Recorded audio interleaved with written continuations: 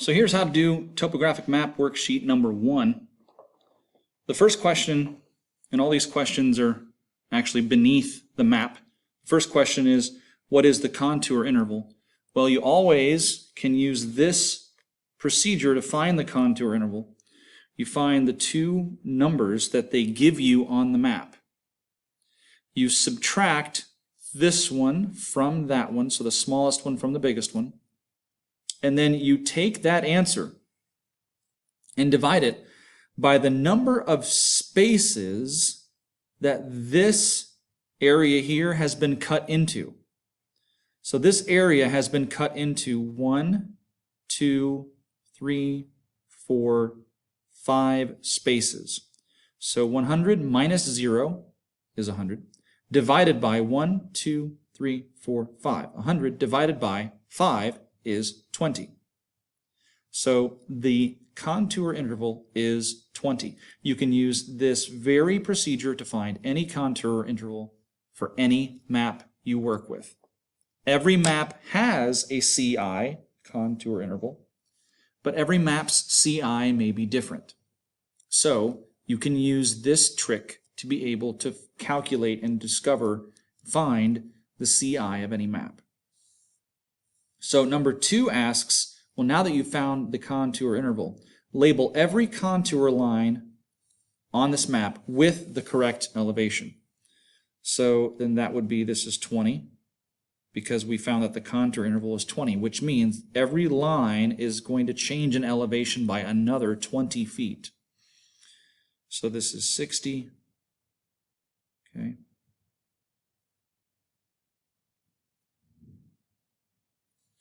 And every line you're going to go up by an additional 20. A common mistake is when we fail to record the lines of elevation on this side. A common mistake is that we just do these and then we let it go. But it's a good idea to label these as well. Now, if this line is a value of 0 on this side of where the line is drawn, no matter where that line is, it is also 0 everywhere it goes. So this is 0 over here. This, if you follow the line around the river, this is still 20. Okay, there's 40, 60, 80, and so on, until you get to this last one, which is 140. So this is still 0, even if it's over here, it's still 0. Okay. Number 3 asks, which point is higher in elevation, A or B? Now that we've labeled all of these lines with the correct elevation, these answers are really easy to find, really easy to work with. So which is higher in elevation, A or B? It's A. A is much closer. It's actually higher than 220. B is a little bit higher than 140. So this one is higher in elevation. Number 4, which point is higher, C or D? Well, C is between 60 and 80, but D is between 80 and 100. So D is higher in elevation. Number 5, in which compass direction is the Red River flowing? The Red River is here. This compass arrow tells you where north is pointed. North is in this direction, this way. And because whenever contour lines cross a river and they make these V's, contour lines always make these V shapes, and because always the tips of the V's always point uphill, that's the trick that we use to determine how the rivers are flowing. Because all these V's are pointing this way, this direction is uphill. And we know that rivers flow downhill. So rivers flow in the opposite direction that the tips of the V's are pointing. So the river is flowing this way. That means it is flowing southwest. Number 6, if the sea level were to rise 60 feet, where would be the new shoreline? Shade in the land that would be underwater.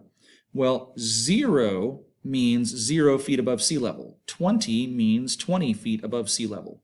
So 0, if there's a 0 line on your map somewhere, that means all of this area right in here is ocean. This is sea level. So if sea level rises 60 feet, that means the new shoreline would be 60 feet. It would come up to here. So it's asking us to shade in the land that would be underwater. That would be everything from 60 down to 0 would be underwater. So you would shade in this area right here. And I'm just doing it kind of quickly so we can move on. Number 7, which is steeper? From point A to D, this way, or B to C?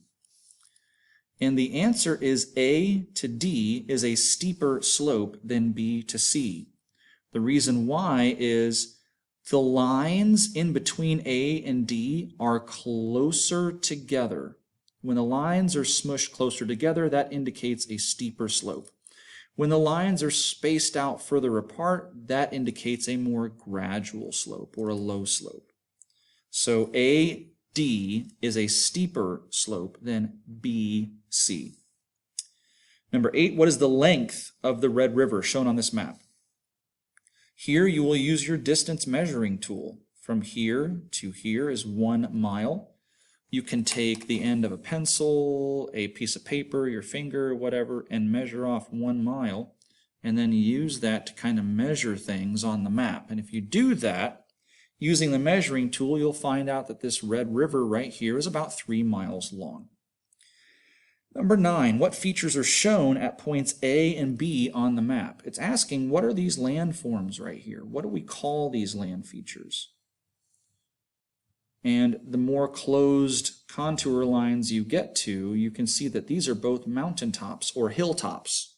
A and B are at hilltops, so that's the feature shown at A and B. Hilltops or mountaintops, we'll take either. Number 10, the feature shown just left of the Red River, this feature here is called an orchard. This is an orchard, and I gave you that in class. Number 11 asks, okay, well then how much land does that feature occupy? So it's asking us in square miles what the area of this rectangle is. So again, using your measuring tool, you can measure by half miles or by fifths of miles to get a really accurate measure here. If you do that, you find that the length here is about 0.8 miles and the length here is about 0.5. So 0.8 times 0.5 will give you 0.4 square miles of land area that the orchard occupies. Number 12, what's the total area in square miles of this map? Well, the map is also a rectangle. So we follow using the measuring tool. We measure the miles this way, measure the miles this way, take this number times that number, and that will give you roughly a 41 to 42 square miles that this map covers. So that's the answer to number 12. Number 13, what is the slope? What is the slope in feet per mile from points A to D? And that's a great question because a lot of you are covering slope right now in math class. And slope, if you remember, is rise over run when you're working on a graph. Well, on topographic maps, when you're working with topographic maps, slope, let me see if I can put this right here. Slope, how you find slope? Slope is, guess what? It's rise over run, just like in math class. So you're going to try to find the slope of this line, right? It's rise over run. But in science, especially in topographic maps,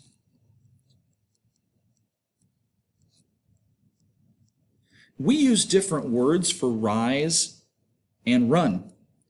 In topographic maps, the rise is actually elevation.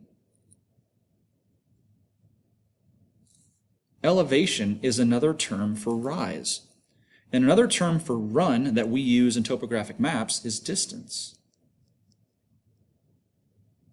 So if you can take the elevation over the distance, you will be able to find the slope of these lines on your topographic map. Now, how do you do that? Well, let's look at where it asks us to find the slope between A and D. we can safely assume that A is around 220 feet. We can safely assume that D is going to be around 80 feet to maybe 90 feet. We're not really sure. We don't have an exact match. But for this purpose, we can just round. D is around 80, A is around 220. So how do we use this to determine its slope? Well, 220 is where point A is. We subtract the elevation at D, and D was 80. So we get an elevation change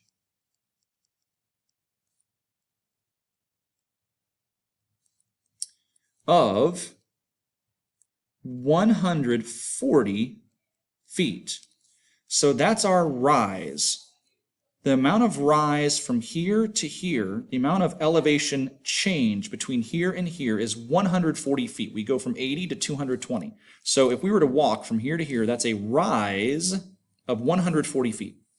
Now, we now need to figure out what the distance is between point A and point D. Well, what is the distance? Can we measure the distance? We most certainly can. We can take our distance tool and measure the distance in miles between here and here. And if you do that, you discover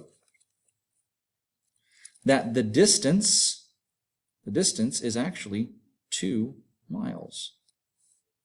So the slope of this line is, for every 2 miles you walk, you will go up or down an elevation change of 140 feet. But we can simplify that.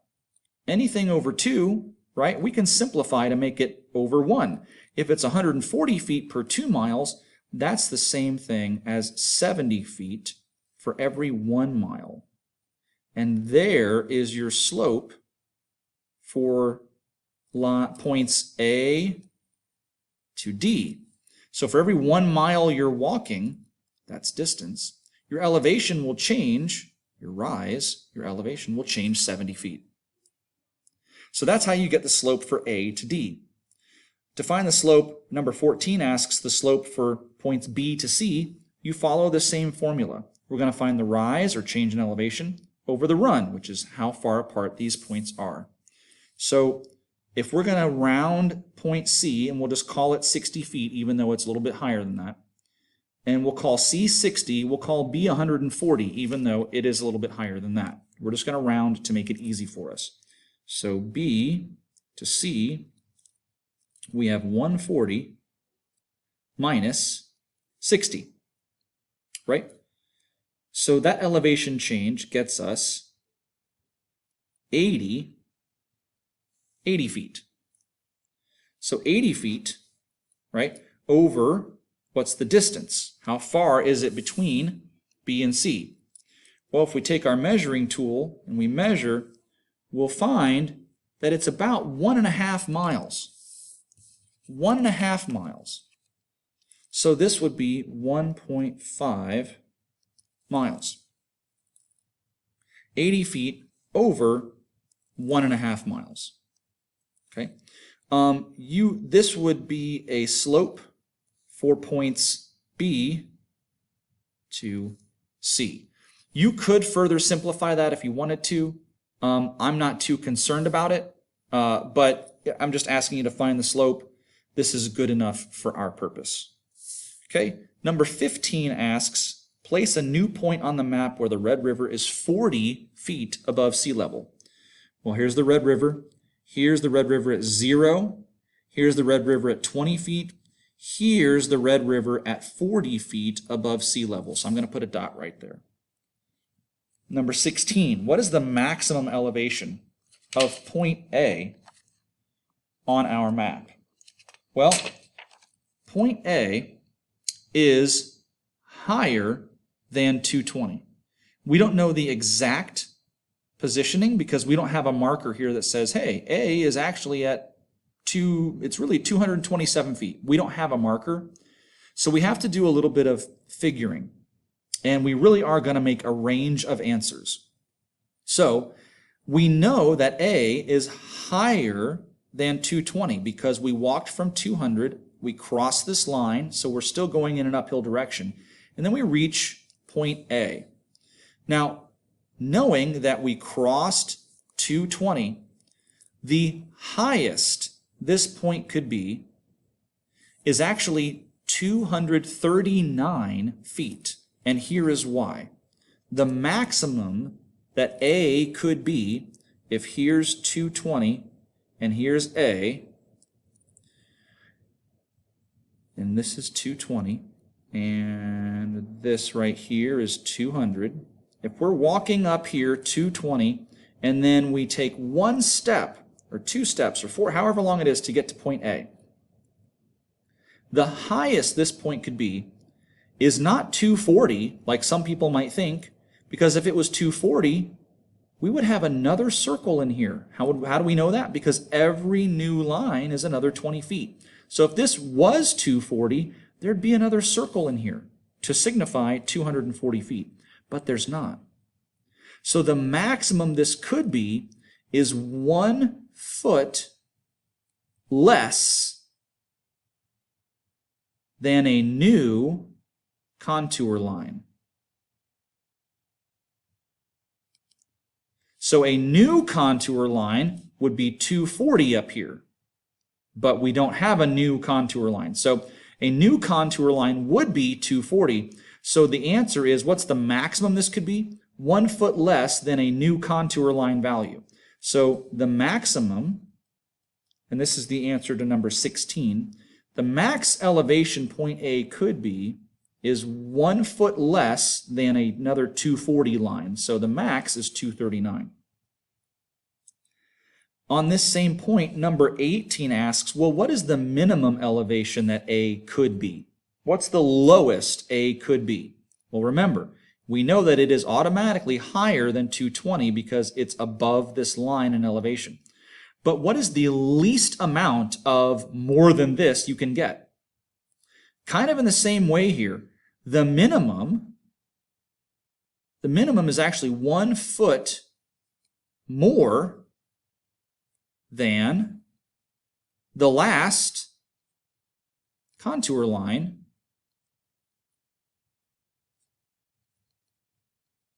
that you drew, or the last contour line you crossed. So what's the minimum? Is 1 foot more than this last line that you crossed. What's 1 foot higher than 220? 221.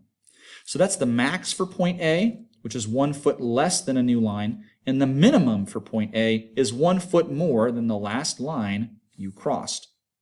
Do the same thing for B over here, and here's what you find. The maximum is 1 foot less than what a new line would be.